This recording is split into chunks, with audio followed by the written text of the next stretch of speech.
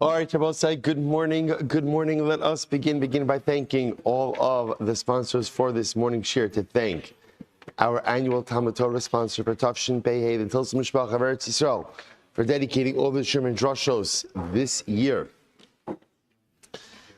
as a zechus for Besoros Tovos for Am Yisrael. Our Talmud Torah sponsors for the month of Nisan, Havalinu the Tova, Paul Pollack, in celebration of the Nisan birthdays of his wife Kathy and his granddaughter Tikva Esther Pollack. Mazel Tov. Anonymous sponsorship in the zechus of simchas for all of our children, and for Nisan to be a month of Geula Shlema for Klal Yisrael.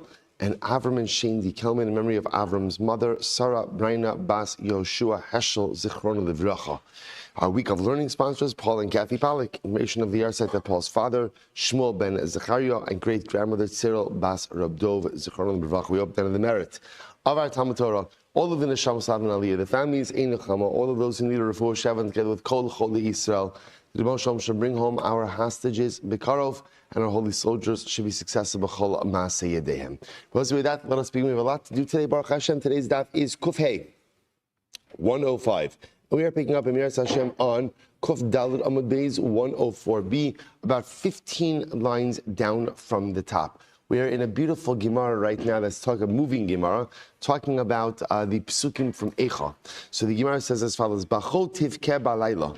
So again, speaking about Yerushalayim, speaking about Am Yisrael, she cries at night. But the Gemara points out the idea that it's Bachol tivke, it's two bechios, two crying. So why double crying? Shtei bechios halal lama. Why are there two cryings in this evening? Amar Rabbi Yochanan, echad al mikdash rishon, ve'echad al mikdash sheni. One cry ultimately again for the destruction of the first Beis HaMikdash, and one cry for the destruction of the second Beis HaMikdash. Balayla. So why is crying at night? Al iski layla. It's interesting about this. There's a deeper metaphor in this. What's the cry at night? For that which occurred at night. What is this a reference to? Shneimar, we'll say very profound. Shneimar, Vatisa kola eda vayitnu kola vayifkwa am balayla hahu. A reference to Chetem Meraglim, sin of the spies. So the pasuk says that when the spies came back, delivered their disastrous report, so the entire nation began to cry that night. And the Gemara says, Amar Rabba, Amar Rabbi Yochanan, Osayom lel tes ba'av hava. That night was the night of Tisha B'Av. Amar lahan HaKadosh Baruch Hu. And again, so HaKadosh Baruch Hu says to Klal Yisrael, Atem b'chisem b'chiyah shel chinam. You're crying for absolutely no reason. In other words, there was nothing wrong with Eretz Yisrael. It was perfect. Ani ekva lachem b'chiyah ladoros. I will give you a true reason to cry for future generations. A very overwhelming Gemara. Davar Acher, another possibility is Balayla. Why does it say that Bachotiv Kebal? So we're just trying to understand the idea over here is that Yerushalayim is like this widow who cries. The widow cries by day, the widow cries by night. Why does Eicha highlight the nighttime cries? Davar Acher Balayla, Shekalabocha Balayla Kolo Nishma. Because when you cry at night, the voice carries more. Since at night there's less background noise, when a person cries at night, their cries are more profoundly heard. Davar Acher Balayla, Shekalabocha Balayla, Kochavim umazalos bochin imo. Furthermore, again, when you cry at night, so to speak, that the stars and the constellations cry along with you.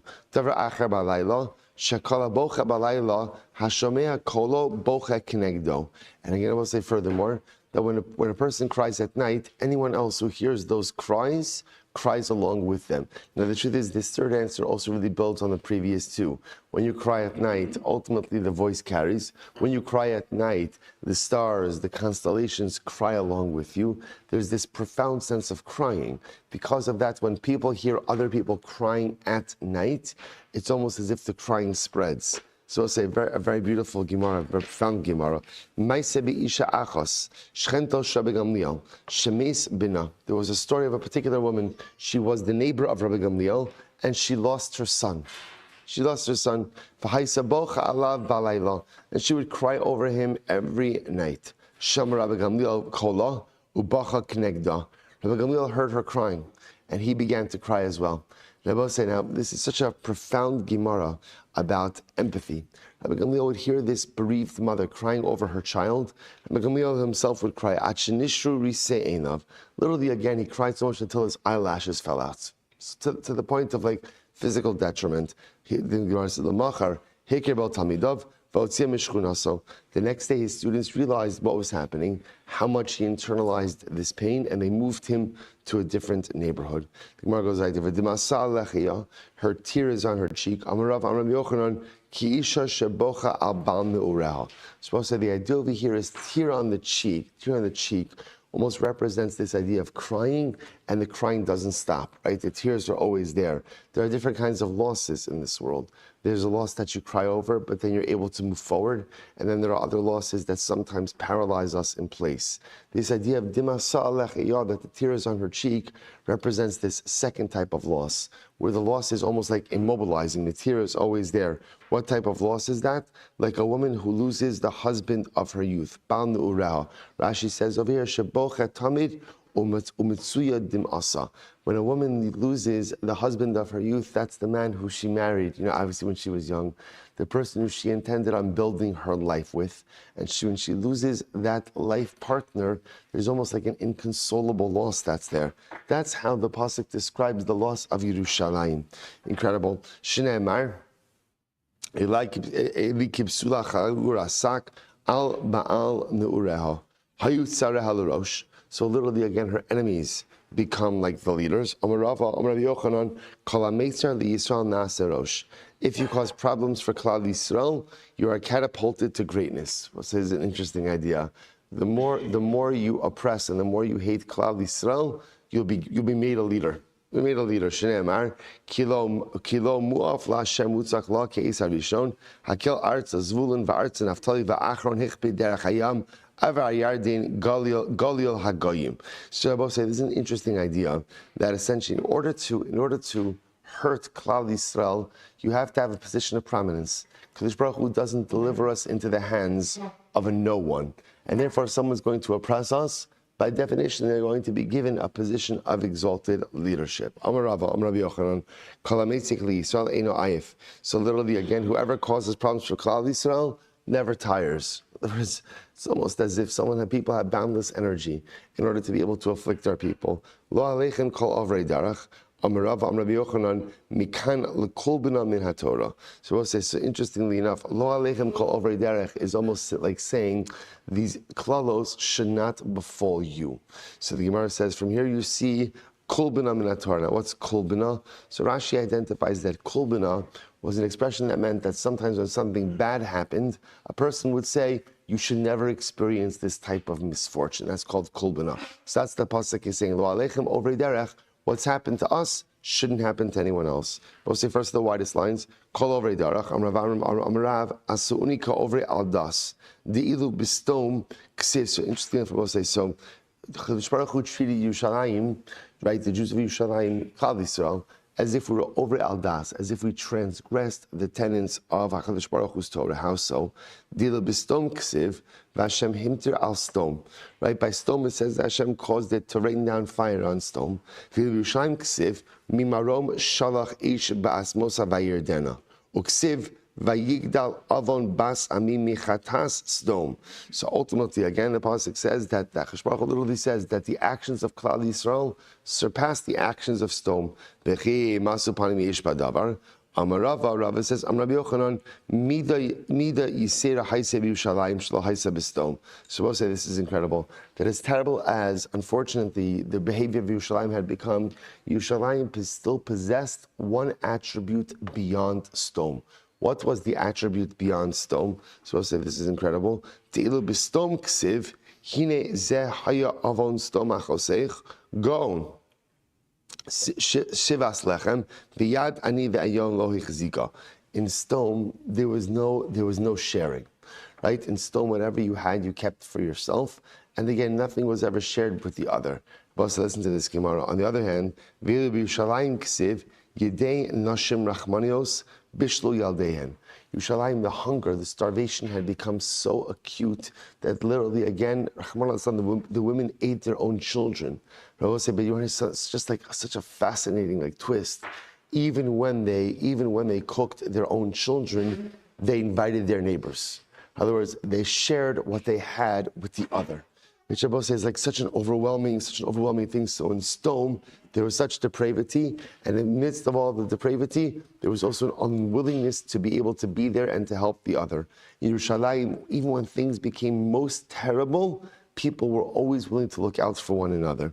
Incredible. So the Gemara says, "Sila kol avirai Hashem b'kerbi ka'adam shomer lechavero nifsala matbea zu." Like a person who says to his friend, "This currency, which was once worth so much, is now worth nothing."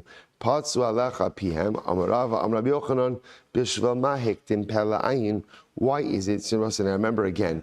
In Eicha goes in the order of the Aleph Beis. Yet interestingly enough, if you look at this pasuk, Patsu alecha PM, that their mouth opened up against you. If you notice that pay is before ayin, even though normally ayin is before pay. So what's going on over here? Because the Meraklim said something with their mouth, even though they did not see it with their eyes. In other words, they delivered this disastrous report about Eretz Yisrael, even though it was not truly reflective of what they saw. Ochle ami ochle lechem Hashem lo. Oh, sorry. Ochle lechem. Ochle ami achlu lechem Hashem lo karo. Amrava Rabbi Yochanan kala ochem lilachmen shei Yisrael toim tam lechem. V'sheino ochem lilachmen shei Yisrael eina toim tam lechem. Whoever eats the bread of Klal Yisrael will taste what bread truly is. Whoever doesn't eat the bread of Klal Yisrael won't taste what bread truly is. And we'll say, what does this mean? On a deeper level, we'll say, bread represents sustenance, right? Bread represents the core like pillar of existence. If you want to understand what existence is, look at Klal Yisrael. If you look at anyone else, you'll find pieces of what it means to lead a meaningful life, but you won't find the entire picture. Only Klal Yisrael has the real lechem of existence. Hashem lo kara Rav Amra Ela Dayanin. So this refers to the corrupt judges. Shmuel says Ela Mulamdei Tinokos. This refers to the teachers of young children who shirked their responsibility and did not give a proper chinuch to the Jewish children. Mi minan, who appointed them. Amravashi. So sorry. Okay, so that's the end of the Eicha. That's the end of the Eicha. Now the Gemara goes weiter. So now remember again, the primary topic that the Gemara is occupied in is the list of the 3 kings and the 4 idiotos, the 4 regular people who don't have a portion in Olam Haba. So the Gemara says, by the way, who compiled the list? Who compiled? In other words, who decided who's on this list and who's not on this list? So the Gemara says, Ravashi, Anshe Knesses Hagedola Minom. It was Anshe Knesses Hagedola, men of the Great Assembly. So remember again, Anshe Knesses Hagedola was the rabbinic body that was essentially constituted from the end of the era of the first Beis HaMikdash through the second Beis HaMikdash. Right? That's Anshe Knesses Hagedola. So the Gemara said they did a lot of things, like they created tefillah as we know it today. So they created this list. So the Gemara says, listen to this. Amarav Yehuda Marav, Bikshu Od Limnos Echad. So they wanted to add another person to this list. Now this is actually pretty wild. The Gemara says they wanted to add Shlomo HaMelech to this list. Shlomo to this list. They both say, now remember again, we've already seen this before. It's been mentioned a number of times throughout this parak, that by Shlomo says, Vayas hara b'nei Hashem, that Shlomo did which was terrible in the eyes of HaKadosh Baruch Hu, and the pasuk seems to attribute the pasuk seems to indicate that he worshipped idolatry. Now the Gemara qualified that. The Gemara says what ended up happening was Shlomo married a lot of women. His wives brought in a lot of idolatry, and he did nothing to stop its practice. So in that sense, he's responsible for idolatry, even though he, Chas v'Shalom, himself never worshipped idolatry. So they wanted to add Shlomo to the list. So the Gemara says, "Ba'ad dimus diyokno shel aviv v'nish tacha lifneihem v'lo shkichu aleh." So who comes before them? David HaMelech. David HaMelech kiviyachal appears to them, and David HaMelech, prostrates himself before them, saying, "Please don't do this." But they paid no attention to him. Ba'ish min hashamayim v'lachka ish b'safsaleim. A fire came down from the heavens and started literally again licking at their benches. Because again, clearly HaKadosh Baruch Hu was voicing his displeasure with this decision, but yet they did not pay any attention to it. Remember again, Lo b'shamayim HaKadosh Baruch Hu doesn't decide Torah, we decide Torah. Yatsa bas kol va'amra lahem chazis ish maher b'malachto lifnei malachim yisyatzev ba'al yisyatzev lifnei chashuchim mishehektim. So again, so then a bas kol comes out, and the bas kol says ultimately again, have you seen a man who does his work quickly, before kings he will be. What does this mean? So Chash Baruch Hu said, Baskel came out and said, Mishehiktim beisi lebeso. So first of all, Shlomo built my house before his house. He built the Beis HaMikdash before he built his own palace. Not only that, it took him 7 years to build my Beis HaMikdash and 13 years to build his own palace. The Gemara says, "Lifnei malachim isyatzev, ba'al yisatzev nei chashuchim, v'lo shkiach ala." So again, they said. So the Baskel was saying, how could such a man be consigned to a fate without olam haba? He should dwell amongst the rest of the kings. Once again, v'lo shkiach ala. The Anshe Knesset Hagdola paid no attention to this Baskel. They just felt that it was incorrect. As the Gemara says, "Yatsa Baskel va'amra." Finally,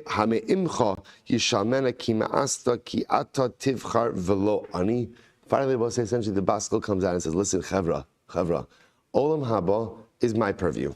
It's not yours. You don't decide who goes to Olam Haba and who doesn't go to Olam Haba, and you don't understand the Cheshbonos. So therefore, again, it's so interesting, I will say, that you see that HaKadosh Baruch Hu trying to intervene in a more mild manner, although this is pretty stark as well. And at the end, essentially what he says is, yes, you're right, Torah belongs to you. Halacha belongs to you. Decision-making processes when it comes to the adjudication of law belong to you. But at the end of the day, when it comes down to who goes to Olam Haba, who doesn't come to Olam Haba, that's up to me. That's up to me. And therefore, again, Shlomo was not added on the list. Darshe Rishumos Hayu Omrim. Kulan Ba'in LaOlam Haba. I will say this is wild. So Darshe Rishumos. Rashi says over here, who are Darshe Rishumos? Darshe Psukim. Kidichsev, as Harashon Meksav, Emes Hayu Omrim Shalikulam Yesh Chelik LaOlam Haba, Chelik Afilu Lemenasha Biravim Lachav. So we'll say the Darshe Rishumos say everyone has a portion of the world to come. Everyone, again, I will say this was the opening line of the Mishnah. Everyone has a portion in the world to come. Even Menashe, even Yeravam, and even Achav, even the three evil kings. So the Gemara says, incredible. So, Ephraim Ma'oz Roshi, Yehuda Mechokiki, Moav Sirachzi, Al Edom Ashlich Na'ali Alai Plashes Hisraoi. Who do these refer to? Li Gilad Ze Achav Shenafal Baramos Gilad. This refers to Achav, who died in the battle of Ramot Gilad. Next, Menashe. Menashe is Kimashmo. Menashe means King Menashe. Ephraim Ma'oz Roshi. Who does that refer to? Ze Yeravam De Kasim Ephraim. That refers to Yeravam, who came from the tribe of Ephraim. Yehuda Mechokiki. Yehuda is my scepter. Ze Achitofel. That refers to Achitofel, David HaMelech, Star HaMelech's advisor, top of Kofher Bosai, Dika'asimi Yehuda, who came from the tribe of Yehuda, Sir Moab, Sirachzi. What does that mean? Gechazi, Shelaka al Iske Rechitza. Gechazi was stricken with Malchus because of the issue of washing. This has to do, again, I will say, with Naaman, the general of Aram, who was stricken with Saras. Elisha tells him to go ahead and immerse himself in the Yarden. He does so. Naaman wants to go ahead and reward Elisha. Elisha says, I don't want any money. Gehazi afterwards came on his own and said, Elisha changed his mind. Now he lied. Elisha didn't change his mind, but Gehazi was using this opportunity for his own financial advancement. Okay, so the Gemara goes right there. Al Edom Ashlich Na'ali, Zed Doeg Ha'adomi. That refers to Doeg. Alai Pleshes Israeli. So again, Alai Pleshes Israeli. So we'll say, so what does that mean?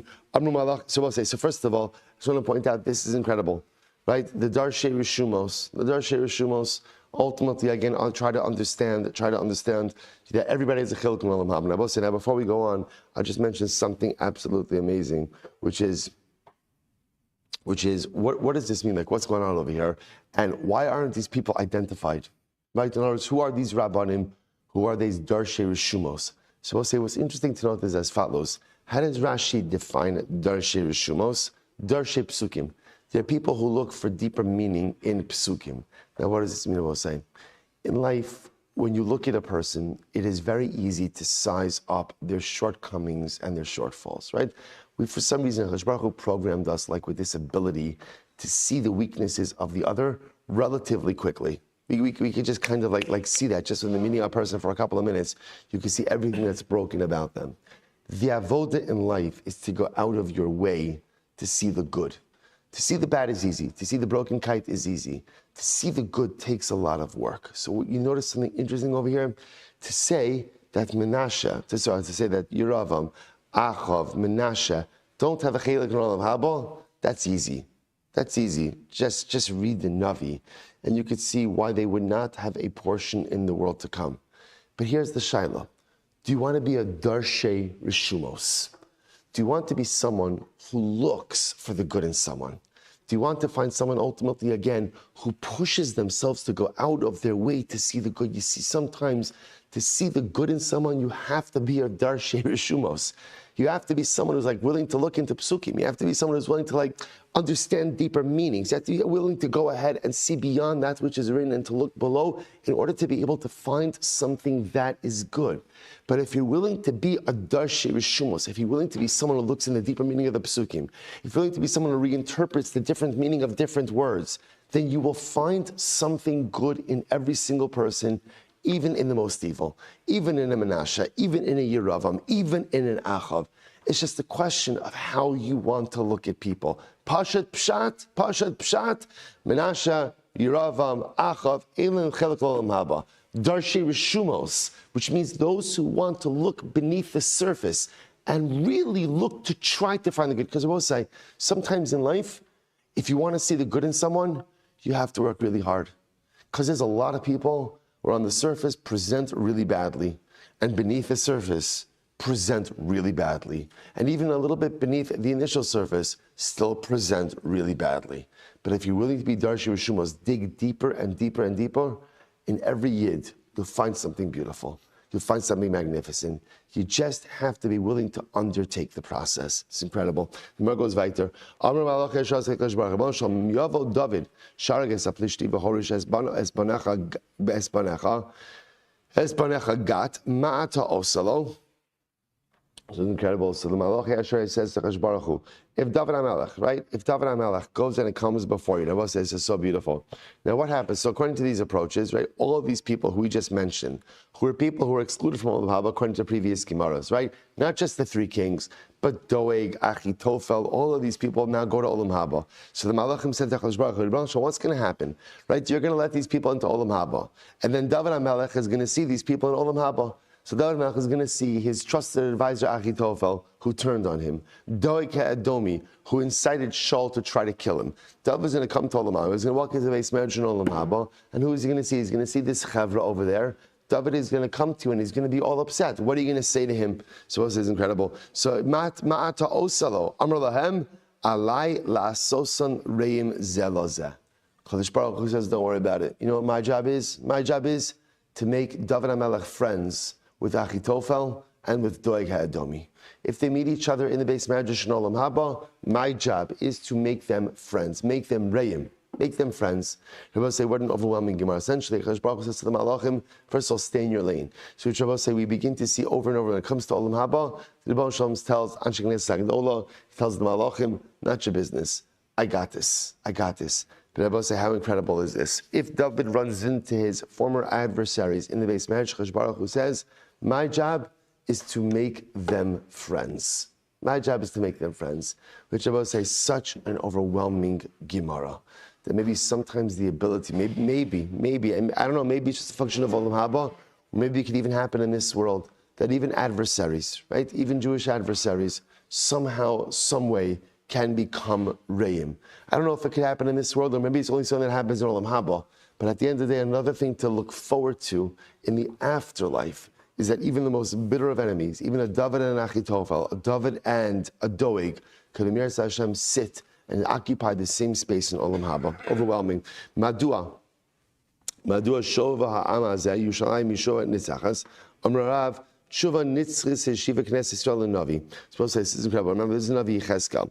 So the Navi Yecheskel is giving Musar to Klal Yisrael. And what happens? So the Klal Yisrael gave back a good tshuva to the Navi. They said, Amar Lam Navi. So the Navi, Zechariah. The Navi Zechariah said to them, Chazur b'tshuva. Go ahead and do tshuva.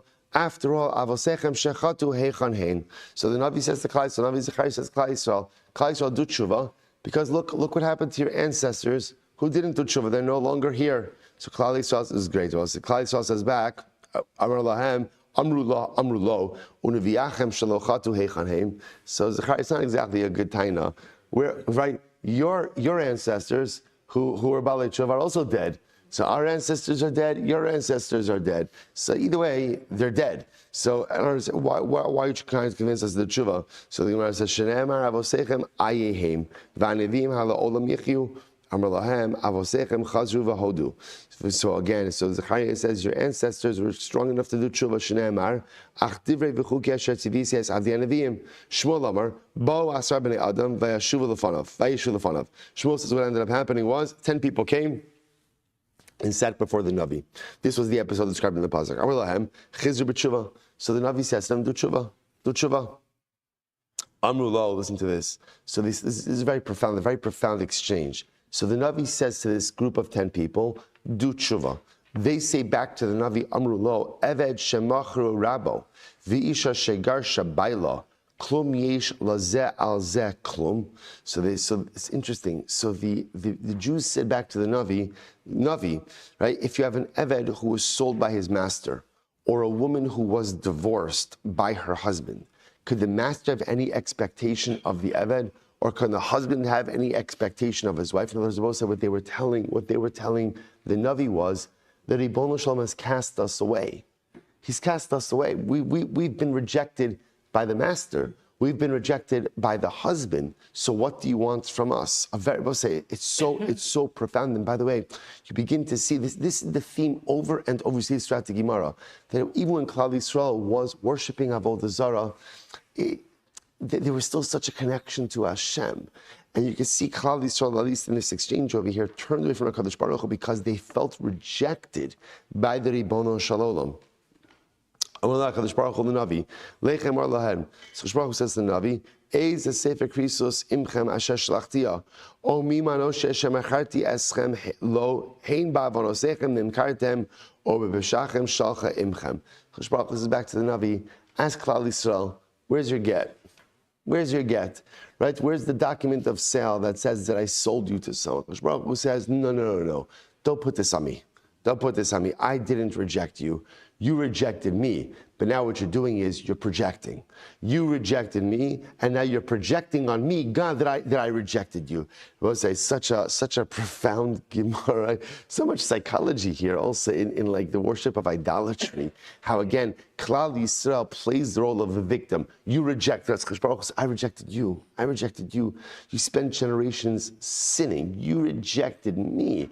And now you feel guilty for all of that rejection. So now you're projecting on me that I rejected you. But chas v'shalom, where's the get? Where's the document of sale? I never divorced you. I never sent you away. I never sold you out. David Avdi, Nebuchadnezzar Avdi. So what does it mean when the Pasuk says? It's interesting. The Pasuk refers to David, my servant, and Nebuchadnezzar, my servant. So it says, what does this mean? So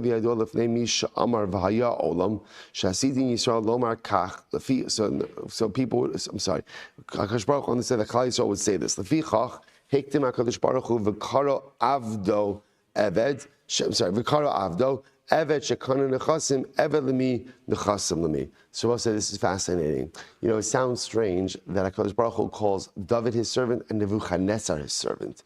So first of all, it's saying that always understand that what Nebuchadnezzar did wasn't Nebuchadnezzar, was HaKadosh Baruch Hu, and Nebuchadnezzar was the agent. But by calling Nebuchadnezzar the servant of God, then who's the master? HaKadosh Baruch Hu. Now what does that mean? Now when there's a servant and a master, whatever the servant acquires, the master acquires. So even when we were conquered by Nebuchadnezzar and under his domain, we were under the domain of the Eved, but we still belong to HaKadosh Baruch Hu. In other words, the Gemara is highlighting this idea. Never is there a rejection by HaKadosh Baruch Hu. Even when we are conquered and subjugated by others, those others themselves are avadim to Hashem, and being a servant to the servant still means that what? I belong to the master.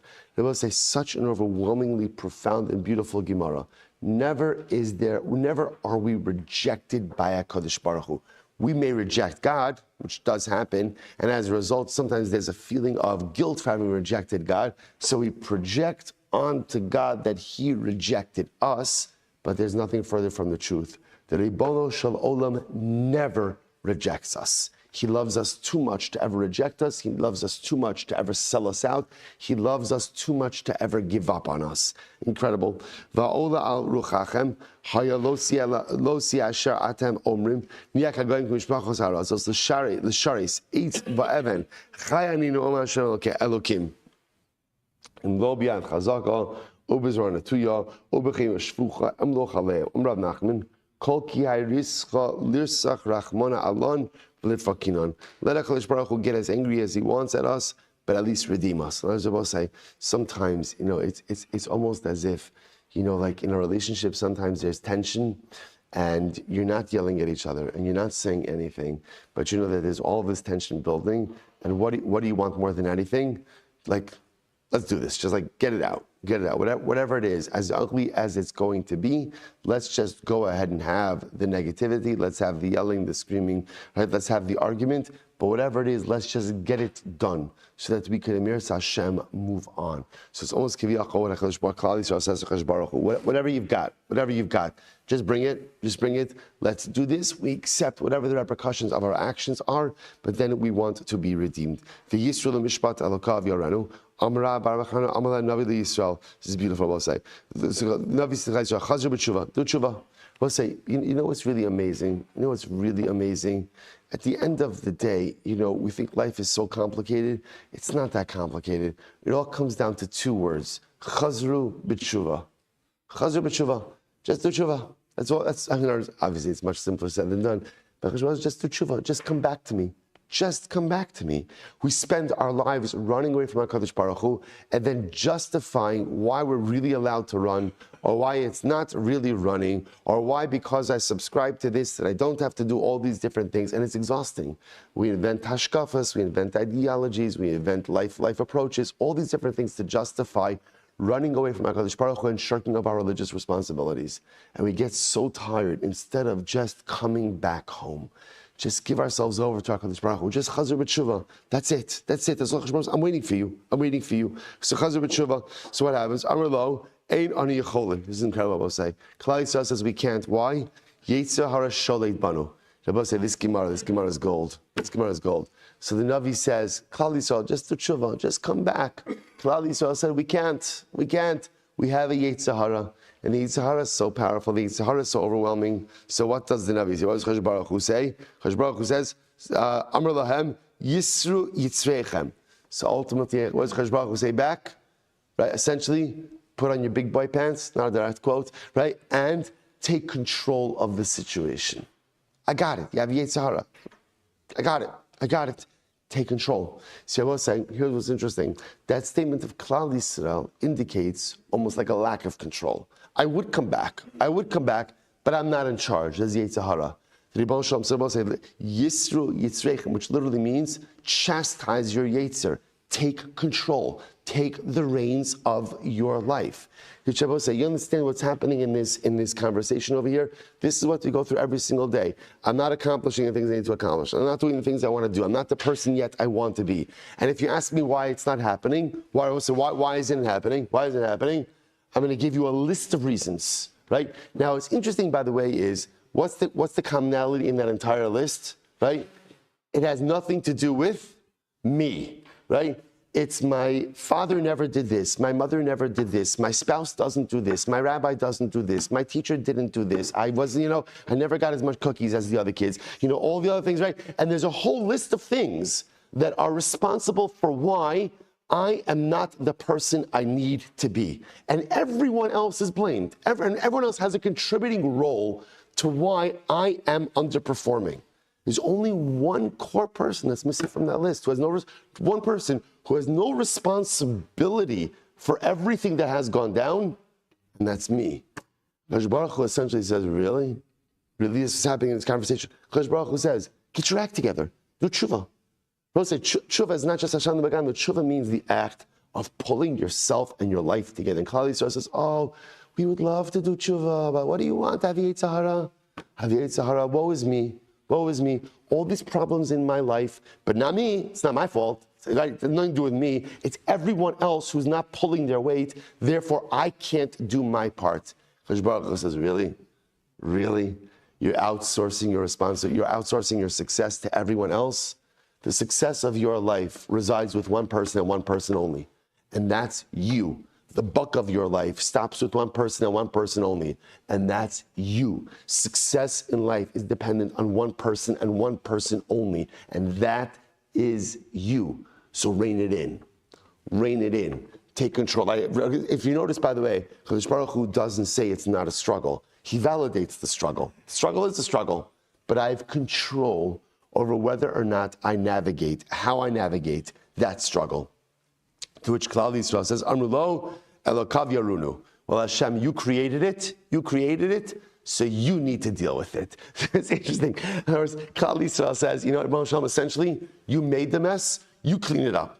Right? We didn't make the Yetzer Hara. We didn't ask for the Yetzer Hara. So you created it. So because you created it, ultimately, again, you have to deal with it. So we'll say, by the way, that's how the Gemara ends. That's how it ends. So by the way, so the Klal Yisrael do tshuva or not? Klal Yisrael do tshuva or not?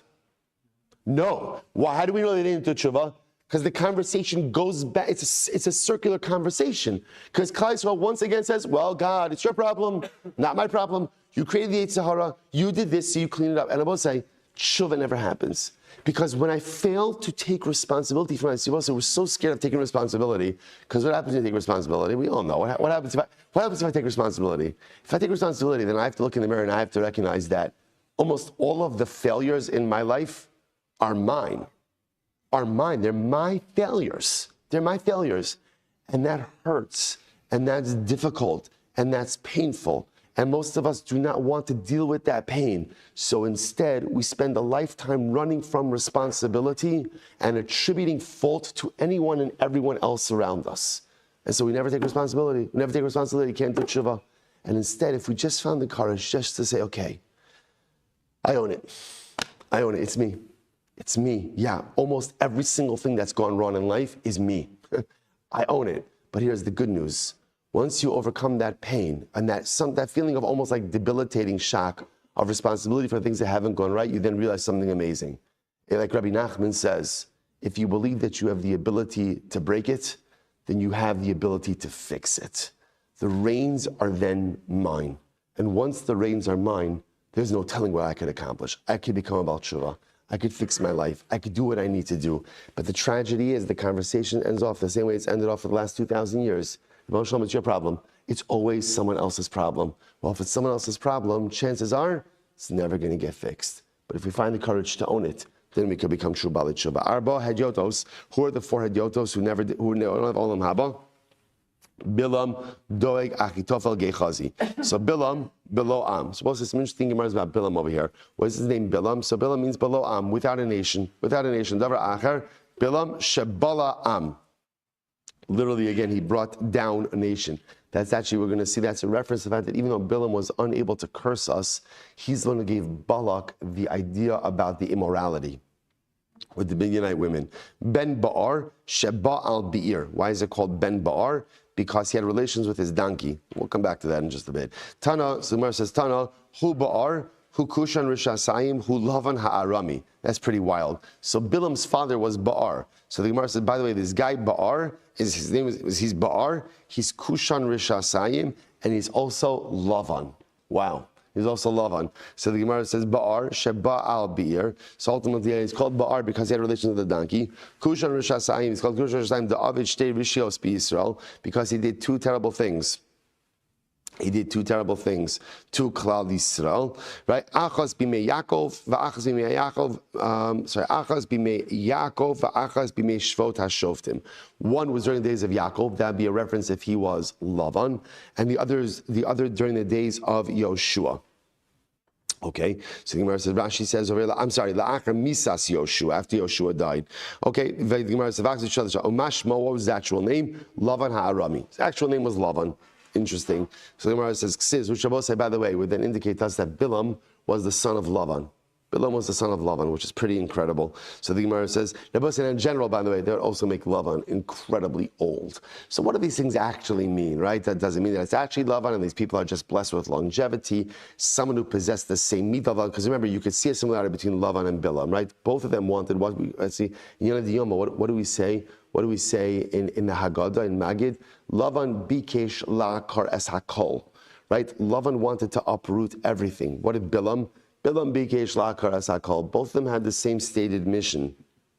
So the Gemara says, Ksiv ben Bar, Ksiv beno Bar. So it says, the son of Ba'ar. So in one pasuk says that Bilam is the son of Ba'ar, and then it indicates that Ba'ar was the son of Bilam.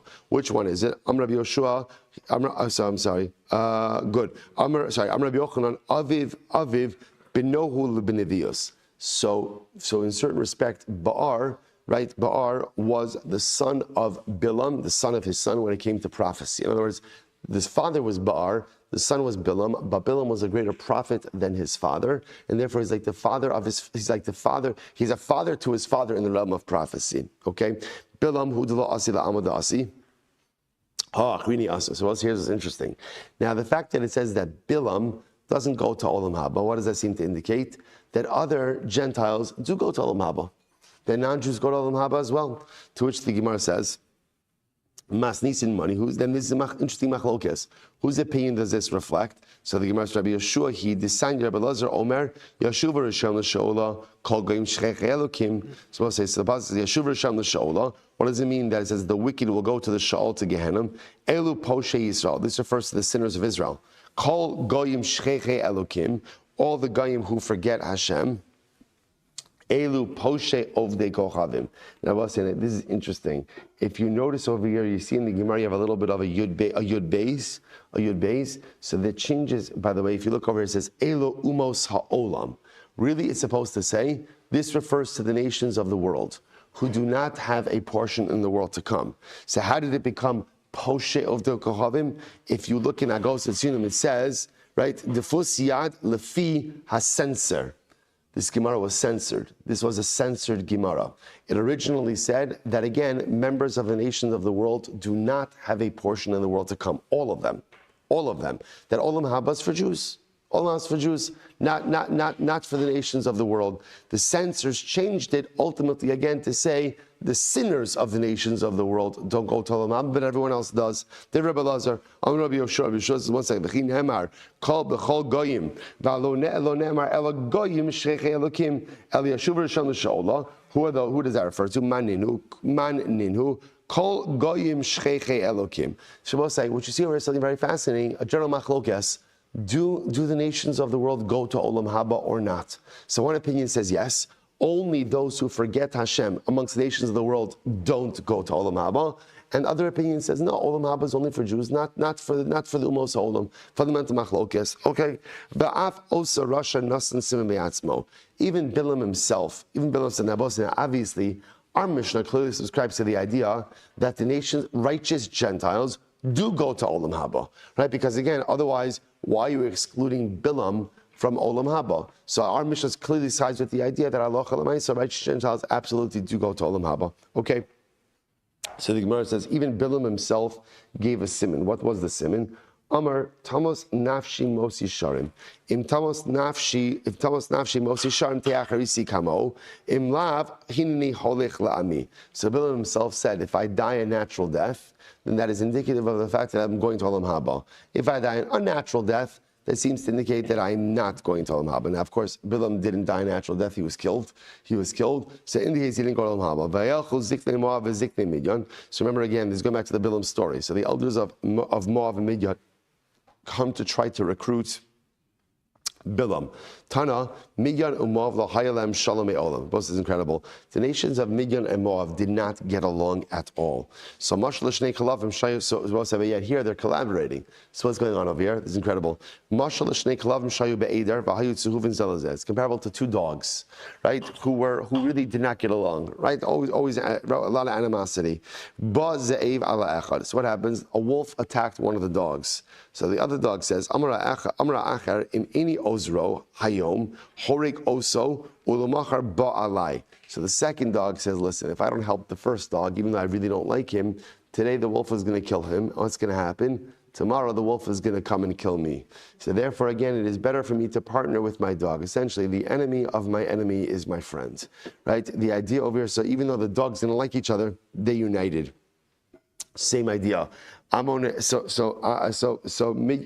and Moab did not get along at all, but they had a common enemy of Klal Yisrael. Therefore, they teamed up together. Amar Papa Hainu Dami Inshi Karkushta Veshunra Avdu Hilula Metabra Debish Gada. Literally translated, the weasel and the cat had a feast from the fat of the one with bad mazel. Again, one of those ones that doesn't translate so well, right? Much better in the original Aramaic. So apparently the idea is cats and weasels don't get along, but when they face a common enemy, they're willing to gang up together and feast on their vanquished enemy.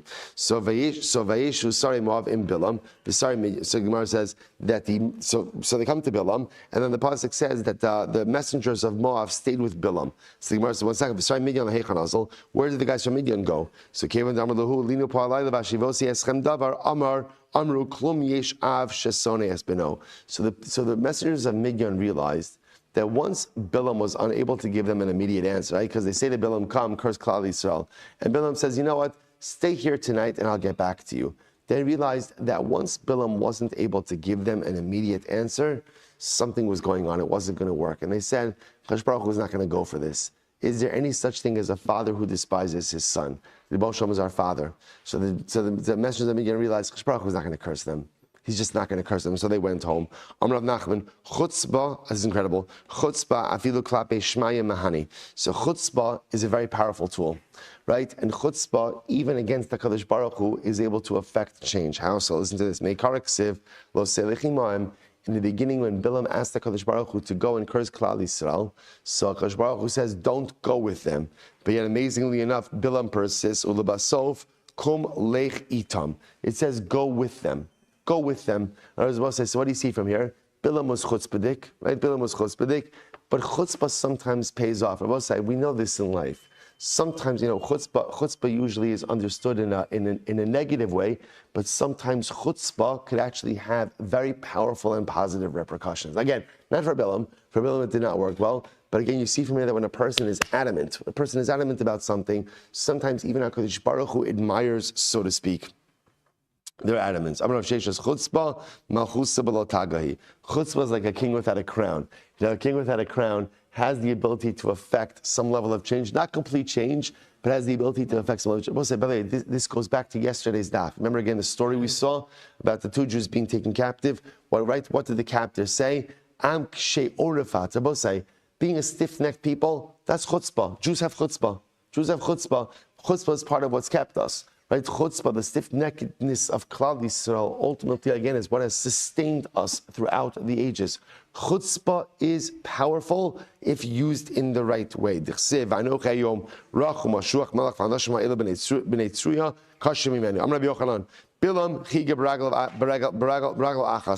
was crippled in one of his legs. He limped. Shimshon b'shtei raglav. Shimshon was crippled in both of his legs. Shneimar shvifon alei orach hanoshech ikvesus. Bilam subachas me'inav haya. Bilam was blind in one eye. Shneimar shesum ha'ayim.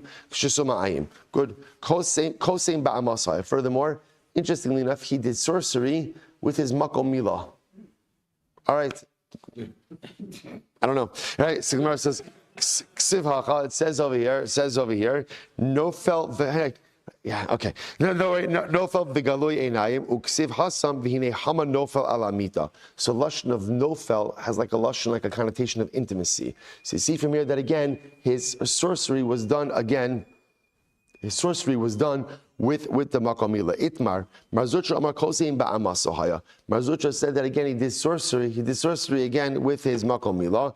Marbri Dravina Amar Sheba al Asono. Others say no. What it means is he engaged in immorality with his donkey. It was right. The Gemara says so. Good. So the one says that he did sorcery again with his amos. So that we just saw before. Mandamar bala Asono. How did that have relations with his donkey? Ksiv hacha kara shachav. Uksiv hasam bein ragla amud beis kara nafal shachav. So we'll say use the same lashon over here of kara, right? Literally crouching over. That's the same lashon that's used by Sisra and Yael, where according to the Medrash, she had relations with him. V'yodea das elyon, and ultimately again, so Bilam knew the das of HaKadosh Baruch Hu. Hashta das behemta lo havayada, das elyon havayada. So again, if Bilam couldn't control his donkey, right? In other words, we know the story, right? Where Bilam, the donkey refuses to move forward because the donkey sees the malach, the angel with the outstretched sword in front of him. And Bilam doesn't see it. Bilam keeps hitting his donkey to move forward. So the Gemara says Bilam couldn't control his donkey, and he knows how HaKadosh Baruch Hu works. So this is very interesting. So the Gemara says, my das behemto, the amri lay. So listen to this. So we'll say, what does it mean that he cannot control his donkey? The amri lay is very interesting because ultimately, again, the ministers of Moab said to him the following: the amri lay, my tamalo rachavta susya. So this is very interesting. When Bilam finally goes with the ministers of Moab, the ministers of Moab were surprised that he was going on a donkey. They said, "Where's your horse? Where's your horse?" Right? What's going on over here? So we'll say, Amar lahu, Shaddai Biritiva. So we'll say, this is great. So Bilam says, oh, you know what? Like, can you imagine like asking him, like, you know, why are you in a Honda? Right? A guy like you, right? The guy like you should be, I don't know, what you know, where's your Cadillac? You know, so he says such a thing. He says, oh, this is a loaner. This is a loaner. It's in the shop. Right? You know, my horse is out. You know, my horse is out.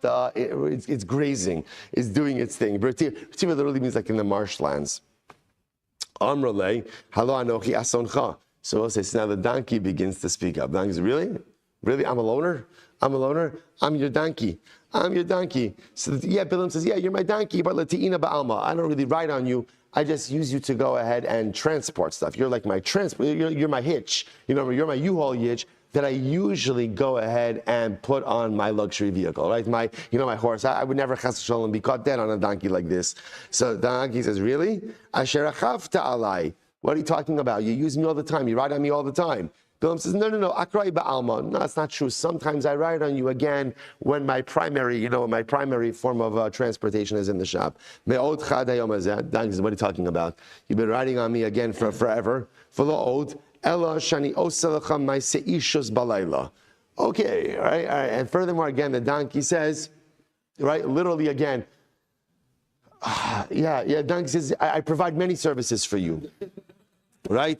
Transportation and other. Right? So the donkey, say, by the way, what's fascinating about this is you almost see like, it's interesting, like the donkey is like saying to Bilam, you know, at least to be a makir tov. You know, at least, you're such a manovel, right? You're such a base and disgusting guy, right? What you do to me and with me, at least recognize the role that I play in your life, right? You want to be a degenerate, you are a degenerate. Don't be an ingrate and a degenerate, right? It's incredible. So the Gemara says, Ksiv hacha haskinis kandi, ksiv hasavatila sochenes, ela mai v'yodea das alyon. So says, obviously, again, Bilam as the guy's arguing with his donkey. So what does it mean that he knew HaKadosh Baruch Hu? So the Gemara says, shayodea lechavein osa shah HaKadosh Baruch Hu koespa. What Bilam knew was the exact moment that HaKadosh Baruch Hu gets angry at. In other words, we'll say that Rebbe Shalom gets angry for just one moment a day. Bilam knew that exact moment. Ami secharna ma'yatz balak melech Moav uma'ana osa Bilam ben Ba'ar minashitim ala Gilgal lemandas tzedakos Hashem. What does it mean that again, when Bilam was trying to curse you, what does it mean the righteousness of Hashem? My lemandas tzedakos Hashem. Amar HaKadosh Baruch Hu yisal du'una kama tzedakos asisi imochem. No, when Bilam was trying to curse you, how much tzedakah I did with you? How so? Shelo ka'asti kol osa liyam b'mei Bilam ha'rasha. Remember again, Bilam knew the exact moment that God got angry. And HaKadosh Baruch Hu said, I did a miracle. All the days that Bilam was trying to curse you, I did not get angry for one moment that entire time. So the Gemara says, because had I gone ahead and gotten angry that entire time for that one moment, if Bilam would have cursed you during that one moment, it would have destroyed you. If Bilam, right, it would have destroyed you. So HaKadosh Baruch Hu says, miraculously, I did not get angry at you at all during that entire time. So the Gemara says, Sartapal. Tainu Kam relay Bilam Labalak, Ma Ekov Lokava Kel. So we'll say, interestingly enough, this is what Bilam was saying to Balak. Balak, I've got it all figured out. I know that if I curse Klal Yisrael during the one moment when Hakadosh Baruch Hu gets angry, I can destroy them. But I don't know what to tell you. God's not getting angry. And because God's not getting angry, therefore what? I am powerless to curse Klal Yisrael. I will say, mid-story, I'm leaving over here a little bit of a cliffhanger. And we'll finish up with Bilam tomorrow. Shkoyach, everyone. Tremendous.